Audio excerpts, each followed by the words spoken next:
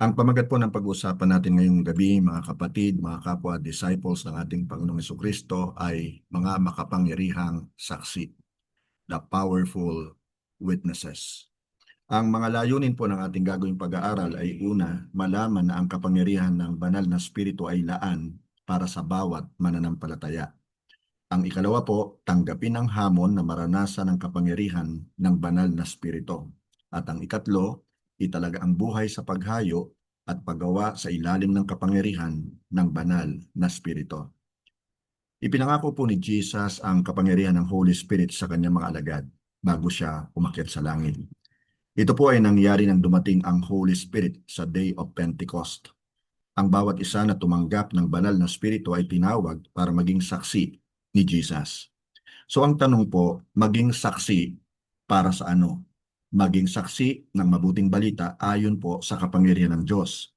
Ang mga mananampalataya ay hindi lamang po tinawag para mangaral ng mabuting balita, ngunit para ipakita rin ang kapangyarihan ng Diyos.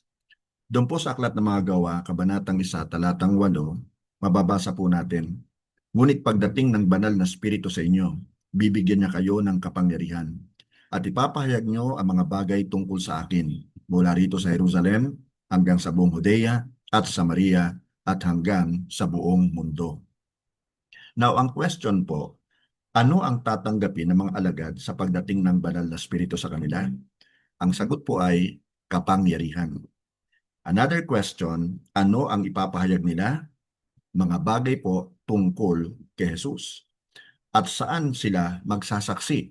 Ang sagot po, mula sa Jerusalem hanggang sa buong Judea at Samaria at hanggang sa buong mundo. Doon naman po sa aklat ng Efeso, nakasulat po sa Kabanatang 1, mga talatang 11-20, "Ipinapanalangin ko rin na malaman niyo ang napakadakilang kapangyarihan ng Diyos para sa ating mga sumasampalataya sa Kanya.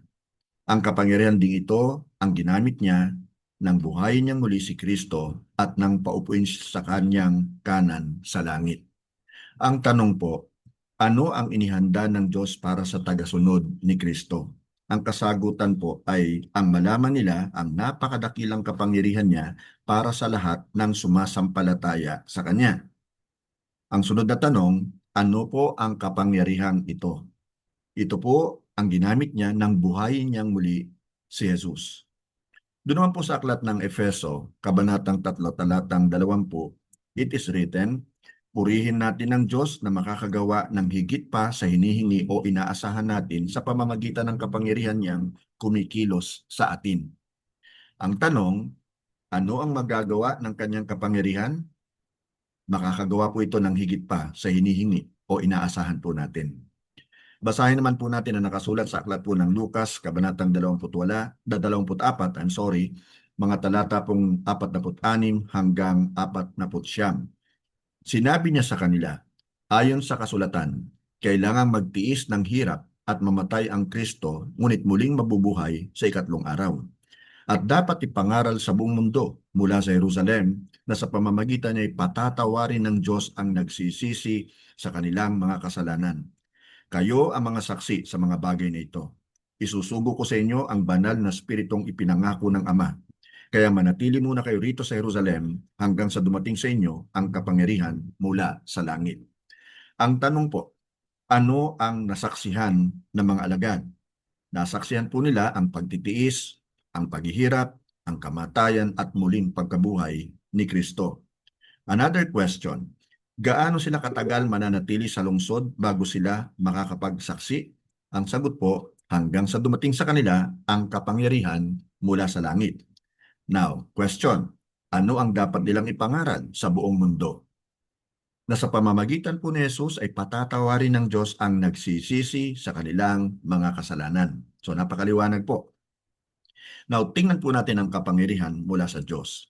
Doon po sa aklat ng Roma, Kabanatang 1, Talatang 16, mababasa po natin, ang sabi ni Pablo, hindi ko ikinakahiya ang magandang balita tungkol kay Kristo, dahil ito ang kapangyarihan ng Diyos sa ikaliligtas ng lahat ng sumasampalataya. Una, ang mga Hudyo at gayon din ang mga hindi Hudyo. Ang original po na salita na ginagamit po sa Bible para sa kapangyarihan ay ang salita pong dunamis, kung saan po nanggaling yung salitang dinamita. Ito po ay medyo madalas ko na pong na-share sa inyo, no? So yung salitang dinamita na alam nating sumasabog ay galing po sa salitang dunamis. Kung papaano pong kayang pasabugin at wasakin ng dinamita ang lahat ng nasa paligid po nito, kaya ring pasabugin ng kapangyarihan ng Diyos ang kuta ng kadiliman. Mula nang tanggapin ng mga alagad ang kapangyarihan mula nang sila'y mabautismuhan ng Holy Spirit, sila po ay walang takot ng nangaral ng mabuting balita. Ang mga tao po ay namangha sa kanilang pangangaral dahil sa alam po nila na ang mga alagad ay pawang mga ordinaryong tao lamang. Hindi po sila mga learned, hindi po sila mga schooled. Katulad po ng dynamite o dinamita, ang mga alagad po ay tumanggap ng kapangyarihan mula sa Diyos na nanggagaling sa loob. At sila ay binigyan ng kakayahan na ipakita ang kapangyarihan ito sa mga tao sa kanilang paligid. Ang kapangyarihan pong ito ay mula sa Diyos at ibinibigay niya rin ito sa atin para sa ikaliligtas po ng lahat ng sasampalataya kay Jesus. Kaya kapatid, ngayon pa lamang, ilagay mo na sa isipan mo, may kapangyarihan ka na galing sa Holy Spirit. Minsan nga lamang, hindi natin to alam. Kaya dapat natin itong malaman ngayong gabi. At kailangan natin gamitin ang kapangyarihan ito para na sa ganon, maligtas ang mga sasampalataya sa ating Panginoong Jesucristo. Tingnan po natin yung kapangyarihan para magpakita ng mga signs and wonders, mga kababalaghan, mga himala. Doon po sa aklat ng Marcos, kabanatang 16, talatang 20, nakasulat po, pumunta naman ang mga tagasunod niya sa iba't ibang lugar at nangaral. Tinulungan sila ng Panginoon at pinatunayan niya ang ipinangangaral nila sa pamamagitan ng mga himala na kanilang ginagawa. Ang mga alagad po ay nagpakita ng mga himala sa kalagitnaan po ng mga tao. Ang mga himala o mga tanda po na ito ay kailangan para maniwala ang mga tao sa Diyos. Ngayon, ang ganito pong kapangyarihang gumawa ng himala ay para din po sa lahat ng mga mananampalataya. Sa pangalan po ni Jesus, iyong makikita ang may sakit na gagaling. Ang inaalihan ng masasamang espiritu ay makakalaya. At ang mga tao ay tatanggap ng himala mula po sa Diyos. Ngayon, bigyan natin ng pansin ang kapangyarihan sa pangalan ni Jesus. Basahin po natin ang nakasulat sa aklat ng Marcos, kabanatang 16, mga talatang 17 at 18. At ito ang mga palatandang makikita sa mga taong sumasampalataya sa akin. Sa pamamagitan ng aking kapangyarihan, magpapalaya sila ng masasamang espiritu. Kanino raw pong kapangyarihan? Kapangyarihan ni Jesus, di ba? Magpapalaya sila ng masasamang espiritu, magsasalita sila sa sa ibang mga wika. Kung dumampot man sila ng mga ahas o makainom ng anumang lason ay hindi sila mapapahamak. At gagaling ang mga may sakit na papatungan nila ng kanilang mga kamay. Ang pangangaral po sa pangalan ni Jesus ay ang pagpapasakop po sa ilalim po ng kanyang kapangyarihan. Now, bilang isang mananampalataya, iyong makikita ang mga himala ni Kristo kapag ikaw ay nagpapasakop sa kanyang pamamahala at sumampalataya na ang kanyang kapangyarihan ay gumagawa rin sa iyo. Alam mo at alam ng Diyos na ikaw ay may limitation, kaya huwag kang manahan sa iyong sarili. Sa iyong pagbabahagi ng mabuting balita, manahan ka sa kanyang kapangyarihan at sumampalatayang gagawin ng Diyos ang mga bagay na sa tingin mo ay imposible. Naalala ko po tuloy nakasulat po sa Book of Zechariah, chapter 4, verse 6. It is not by might nor by power, but by His Spirit alone, declares the Lord. Ang mga mananampalataya po ay tagapagsalita ng Diyos. Tayo po yung mga mouthpieces lamang ng Panginoon eh. Gayunpaman, ang Diyos po ang magpapakita ng kanyang kapangyarihan sa pamamagitan po nila o sa pamamagitan natin. Ang ganito pong pakikibahagi sa iba ay dapat po na magpasigla sa mga Kristiyano na mangaral at umasa sa Diyos na gumawa ng himala. Marami po mga Christians ang tila nakakalimot na ang kapangyarihan ng Diyos noon ay siya rin pong para sa atin ngayon. Siya po yung Diyos na hindi nagbabago, hindi nga po ba? He never changes. At siya rin po yung Diyos noon, ngayon at magpakailanman. Alam mo na ang Diyos ay hindi nagbabago. Ay maaari ring gumawa ng gayong kapangyarihan sa pamamagitan mo. So wag mong i-disqualify yung sarili mo. Sa lahat po ng mga hamon na kalakip sa pangangaral ng mabuting balita, kailangan mo talagang maranasan ang kapangyarihan ng Diyos sa iyong paghayo at pagdidisipulo. So narito po ang ilang mga praktikal na hakbang. Ang una, Basahin ang aklat ng mga gawa.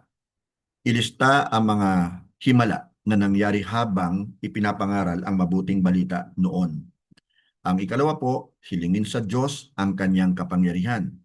Kung ikaw ay hindi pa nababautismuhan sa Espiritu, sabihin mo sa Diyos na gusto mo ring mapuspos ng kanyang Espiritu ngayon. Ikaw ay magsisimulang magsalita ng iba't ibang wika na hindi mo napag-aralan, hindi mo minemorize bilang pangunahing katibayan ng ganitong karanasan. Gayon din naman, iyo rin mararanasan ng panibagong katapangan sa pangangaral ng mabuting balita. Kung dati-rati, ikaw ay nilulukuban ng hiya o ng takot o ng pangamba, ngayon dahil nasa sa iyo ang Holy Spirit, taglay mo ang kapangyarihan ng Diyos na buhay. Posible mo makita ang mga himala na magaganap habang ikaw ay nangangaral ng mabuting balita. Isa pa, palagi kang manahan sa banal na spirito para sa kapangyarihan. Sa iyong pagtatalaga na maging aktibong bahagi sa paghayo at paggawa ng mga disipulo, manahan ka sa banal na spirito para magkaroon ng kapangyarihan. Alam nyo, hindi po mahalaga kung gaano ka kahusay magsalita o sa iyong pangangaral. Ang mahalaga sa lahat ay ang kapangyarihan ng Diyos ay makikita mong magbabago ng mga buhay ng tao. Kapatid kaibigan, bilang pangwakas, inihikayat ko po kayo, challenge ko kayo na ibahagi po sa iyong kapwa Christian ang natutunan mo sa aralin po ngayong gabi. Tandaan mo na humayo at gawing mga disipulo ang iyong pamilya, ang iyong mga kaibigan, classmates o workmates at mga mahal sa buhay. Nawa nga po may natutunan tayo at tayo po ay manalangin.